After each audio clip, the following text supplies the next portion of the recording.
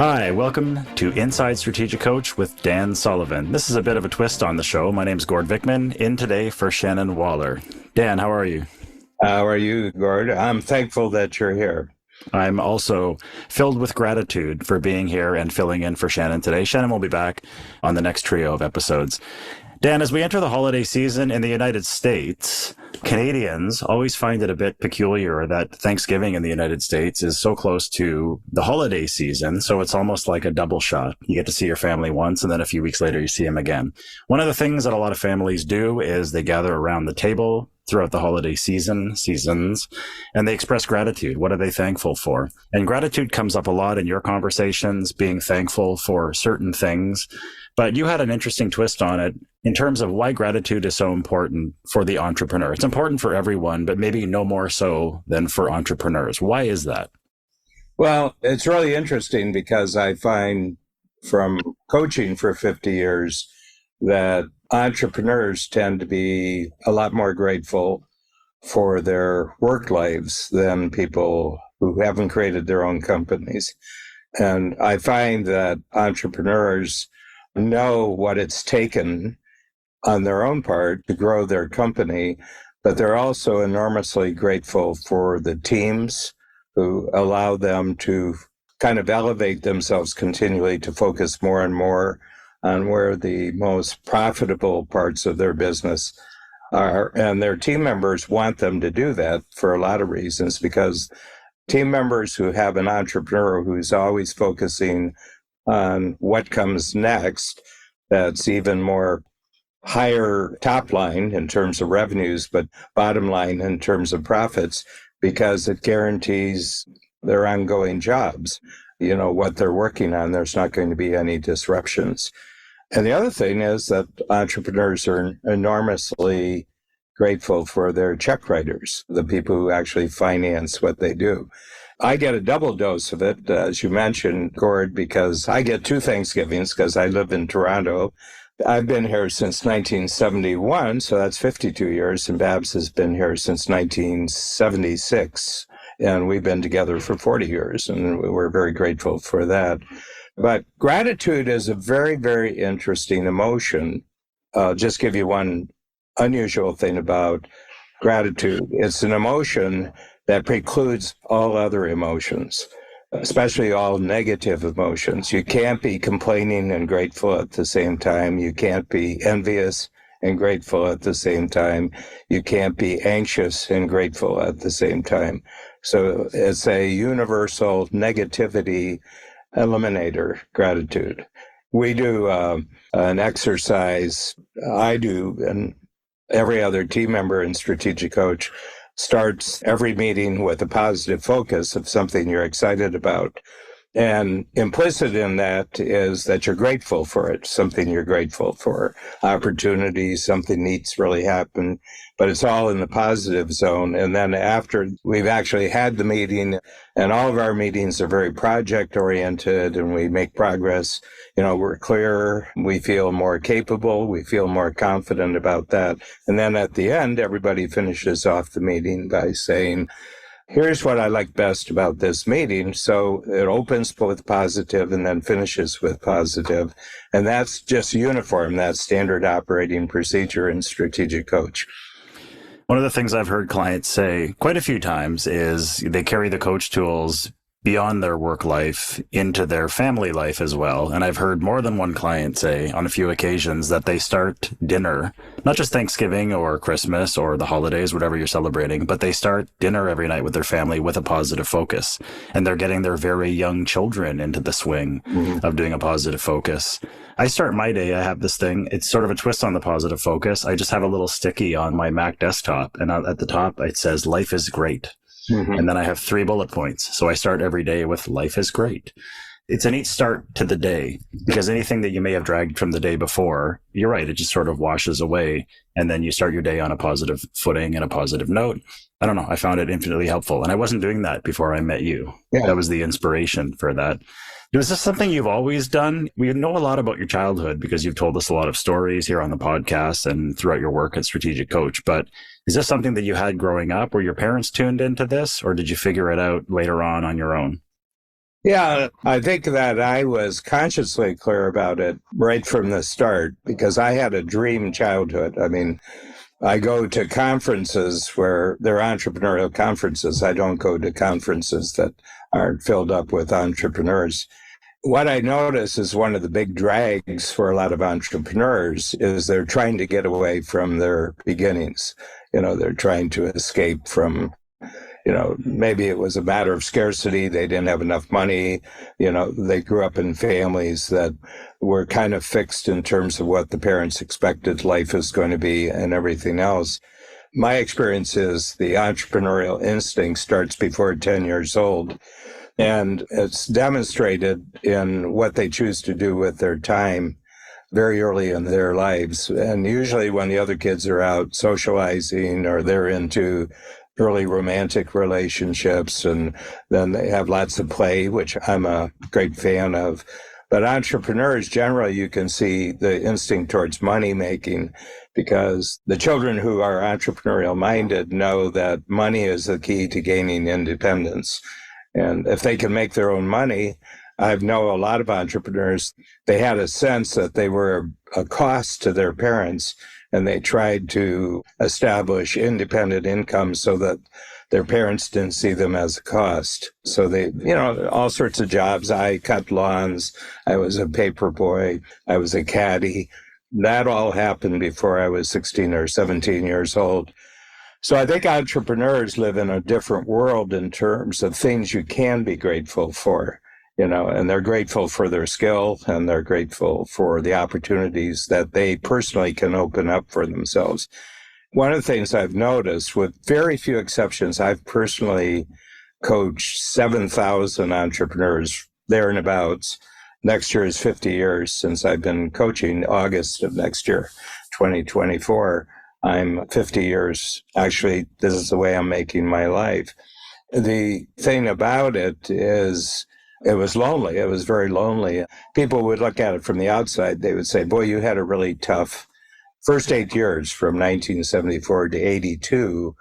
I was bankrupt twice. I went through a divorce. But I see those experiences as uniquely valuable because they were course corrections for me. I didn't have my thinking right. I didn't have my value creation proposition right. I didn't have my business model right. And when I met Babs Smith, who's my partner in life, we've been married since 1986. But the moment I met Babs, I had that other partner that I needed. And, all my gratitude starts with my gratitude for my relationship with Babs. Now, I'm going to reverse the flow of the conversation here, Gord. I won't start with your gratitude about what you're doing in work, but I'm going to move you outside into your personal life. And I'm going to ask you, is there anything, Gord, that you're grateful about this year? Well, this year has been the most transformative of my entire life, and that's not hyperbole, and it's not even a mild exaggeration. My wife and I had a baby on May 17th at 11:09 p.m., and his name is Gabriel. Life changes, and one of the things that is neat, I think my favorite thing about being a father, this is the first, and I was in my 40s when he was born, so I'm a bit long in the tooth to be having children. But my energy's good, and I feel like I'm doing a pretty good job. We learn on the fly. A lot of books were recommended to me about this, and you got to read this book and that book and this book and that book. I didn't read any of them. I just learned how to change diapers by changing diapers. And I learned how to feed a baby by feeding a baby. And I learned how to calm him down by just calming him down. So that would be the ultimate, shining star of gratitude in my life. And it does change everything. And you had someone else involved in that too, didn't you? Yes. You need two people for this, unfortunately. No, fortunately. Oh, there you go, fortunately. You didn't do the hard part. I believe there's some kind of lizard somewhere that can actually become pregnant without a male present. I don't know if I just totally made that up, but I read some science things, and there's some lizard that they discovered became pregnant in a cage, and there was no male anywhere near her. So we are not lizards. And we know humans who are striving to be lizards, but they're not good lizards. There are some lizard people, especially in the internet space. But that would be my ultimate symbol of gratitude because, as I mentioned, this has been the most transformative year. And my favorite thing that I'm looking forward to is just, and parents can relate to this. This is not just me talking about me, seeing the world through your child's eyes. You know, Christmas and New Year's and the holidays or Thanksgiving, you get to experience that for the first time again with this new little person who's never gone through it. We went to a farm last weekend for a little family outing along with a few people here at Strategic Coach, and my son saw a cow for the very first time. I've seen many cows in my life, and it was no big deal. It was like, meh, another cow. How you doing, cow? But for him, it was wild. The pupils of his eyes just dilated like saucers, and he just stared at this cow. And then I was thinking, well, this is the first time he's ever seen one. This is the first time he's ever seen an animal in the flesh beyond the cat that wanders around passive aggressively because our cat's mad that he's here. Unfortunately, I told both of them, you guys better start getting along because neither of you are going anywhere for a very long time. So seeing the world through your child's eyes again was a moment of gratitude for me as well.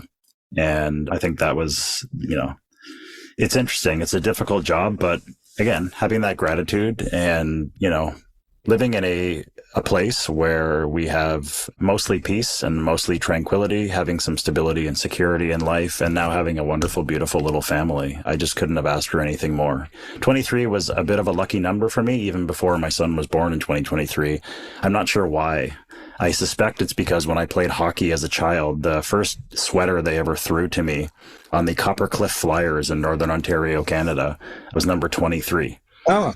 And I still have that sweater. And then, you know, many, many moons later, my son was born in 2023.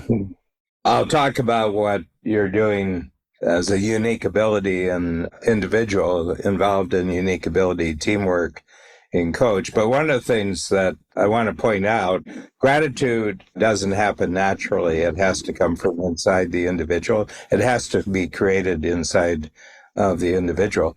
Gratitude is a very interesting word from this standpoint that it's allied very closely with another word that's called appreciation. And appreciation is a unique word in the English language because it refers to value in the sense that the term in the stock market is called stocks appreciating. You know, when precious metals, gold is appreciating, home prices are appreciating. That's a clear statement that the value of this has increased. But my feeling that's totally generated from the inside. What seems valuable to some person has no value to other people, which indicates me that the value isn't actually in the thing.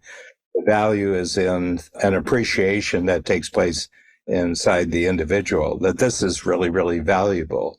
My feeling is that everything we're grateful is because we appreciate the value of that thing. And the other use of the word appreciation, which in one realm, it's got an economic meaning, but appreciation outside of that simply means that I really value this. I value my family. I value where I live. I value what I'm doing. And again, it neutralizes and eliminates all negativity. It does. I heard something many moons ago. I wish I could attribute this to whoever said it, but I'll just borrow it for the purposes of this conversation. And it was, you don't attract what you condemn. Mm-hmm. So if you're in the habit of condemning, and we see this a lot, and this is not to get political, but those who condemn success, those who condemn wealth, especially, those who condemn anyone who has something that they don't want. And Dan, you've mentioned before on a few different podcasts that successful people have a belief in not only luck, but a little bit of magic. Mm-hmm. And you've talked about signals out to the universe before. Now, some people might say, oh, this is pretty woo-woo. This is what, they're getting into some space cadet kind of stuff. But I do believe, and I suspect you do too, stop me if I'm wrong, that when you do condemn certain things, you are sending powerful signals out into whatever universe you're currently living in that you don't want that thing. So if you condemn success, you're telling the world, I don't want any of that. Mm-hmm. When you condemn wealth, you're sending powerful signals out into the universe that you don't give me any wealth. Don't give me any wealth because I just told you I don't want it.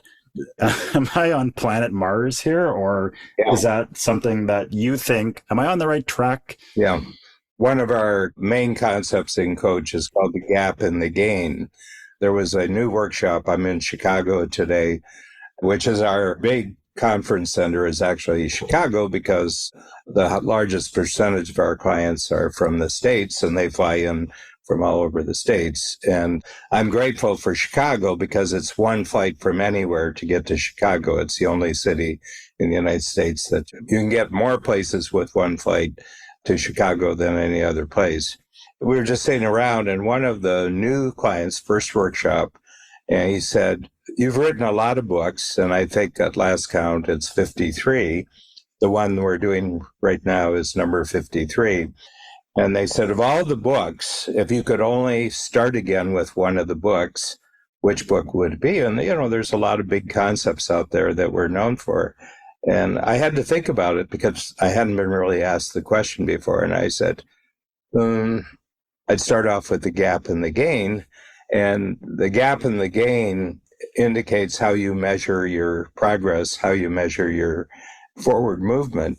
And a lot of people put themselves in a position that no matter how much they succeed, they measure it against the ideal.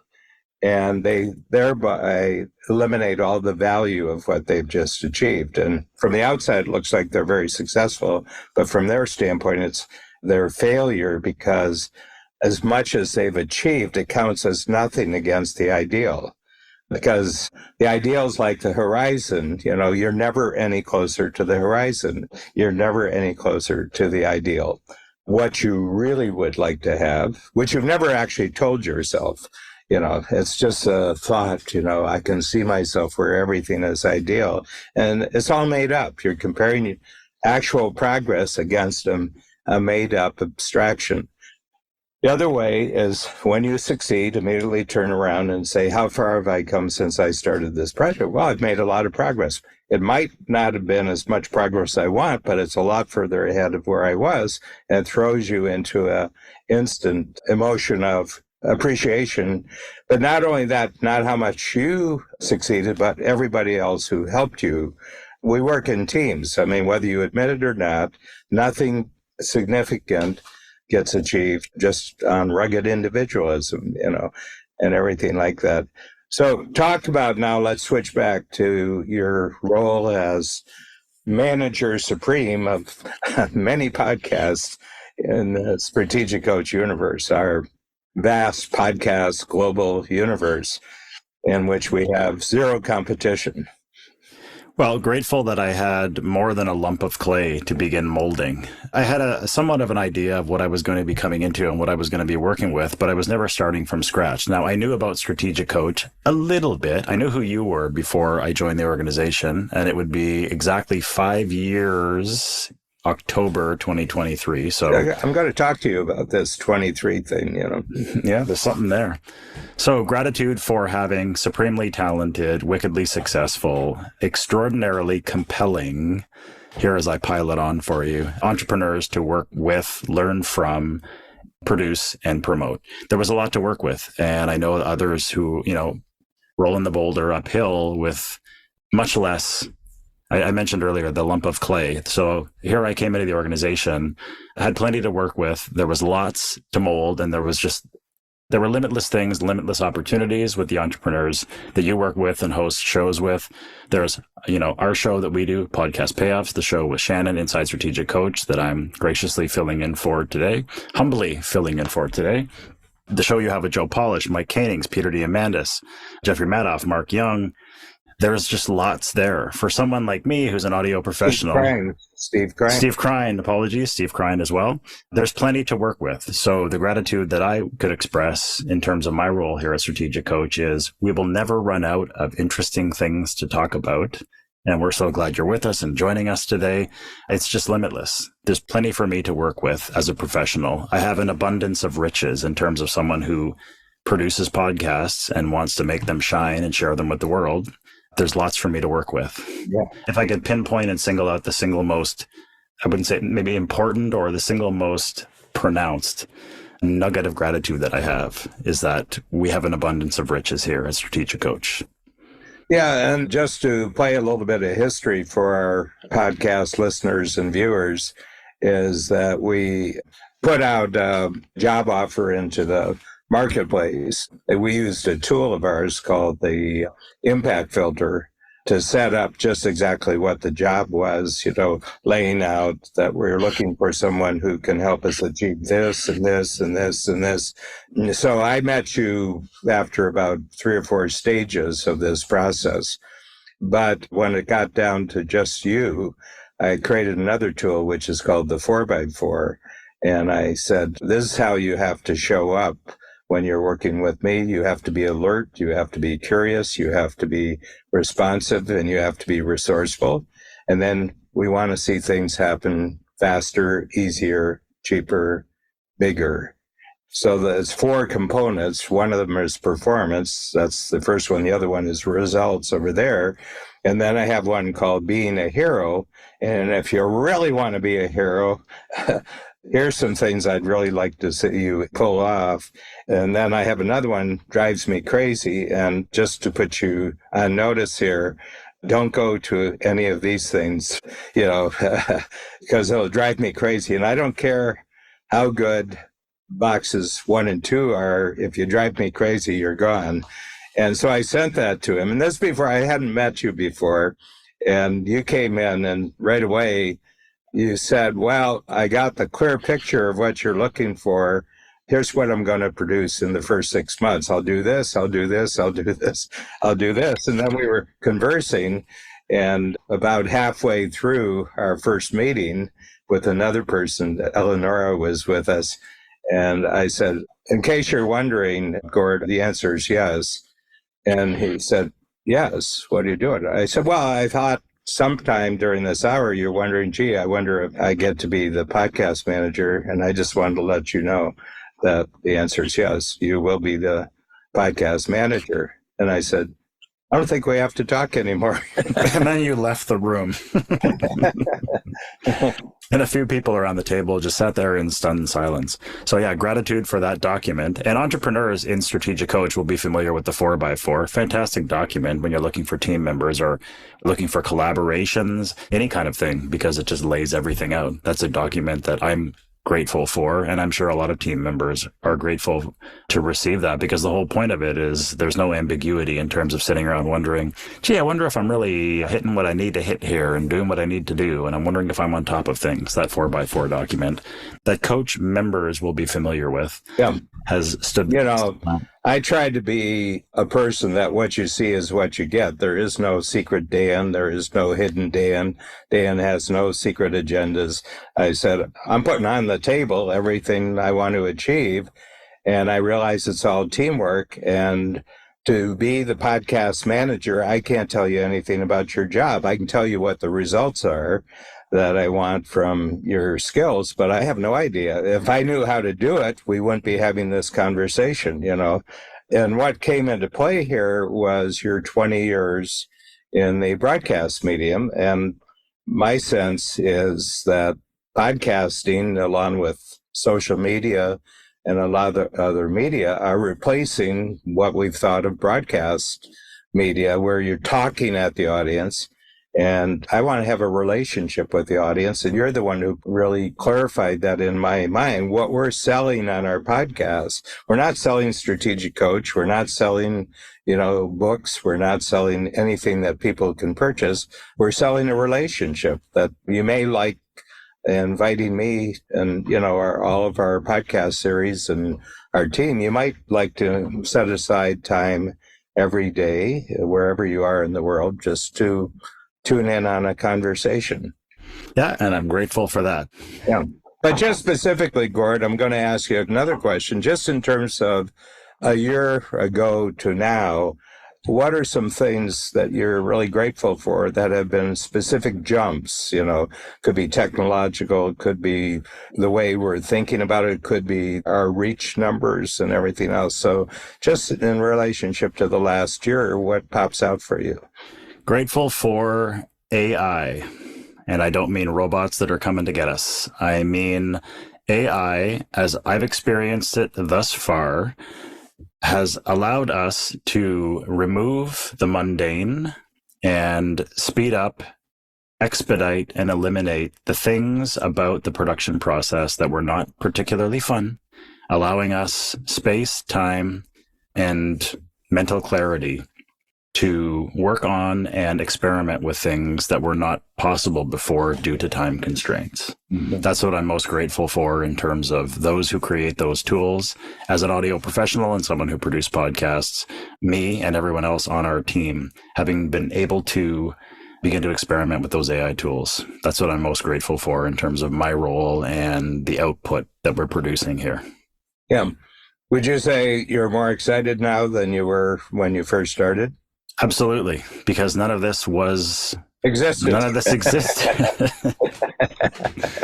None of this existed. Yeah. We had a dark room, and I just did a podcast, and that's over, and that goes in the dark room. Where it goes from there, only a few. I have no idea what happens to it, everything, I'll pay you the compliment that I pay to almost everybody on my team. And I said, I just want you to know, when I'm not with you, I'm not thinking about you. I don't have the least bit of concern about what you're doing, how you're doing it, what you're achieving. So I'll pay you that compliment. Gord, when I'm not actually working with you, I don't give you any thought. Some people may consider that an insult, but Dan, that is high praise. And I truly appreciate our teamwork. Yeah. Dan, any final thoughts here? Because for those listening in the United States, it is the holiday season. As I mentioned off the top, Canadians think it's mighty goofy to have Thanksgiving and Christmas so close together. Canadian Thanksgiving is in October, but in the United States, you have Thanksgiving just a few weeks later. You have Christmas. So we are into the holiday season here for our listeners in the United States. Dan, any thoughts on gratitude? Anything that you took? Well, interesting. When I got to Canada, which was 52 years ago, and I will say I'm very, very grateful for Toronto, because Canada for me means Toronto. And Toronto's just a really cool city. It's not like a big, what's called the GTA, the Greater Toronto Area. It's tripled in size since I came in 1971. And what I appreciate, it's amazing to be for half a century in a city that just always grows. Okay. It's very, very interesting because it's a global city in terms of its connections. It's a prime immigration from other places.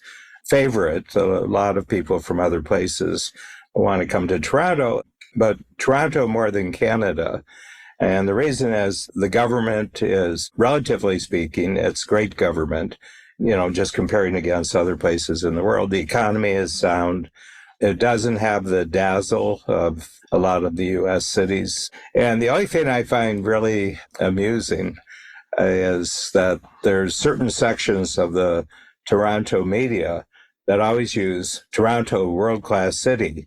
And I have to laugh at it because I said, I've been to New York a lot. I've been to London a lot. I've been to Tokyo. I've been to other cities. And these are really world-class cities. And you know that because they don't call themselves a world-class city. If you are a world-class city, you do not call yourself a world-class city. Other people call you a world-class city. Toronto's a great city as far as I'm considered, but for the opportunity just to create a business here, the kind of team members you can have in this city. But as long as Toronto keeps calling itself, media people who call it a world-class city, it won't be a world-class city, I guess, until after their funerals. But our American clients really love to come to Toronto, and it's a real city downtown. It's not spread out.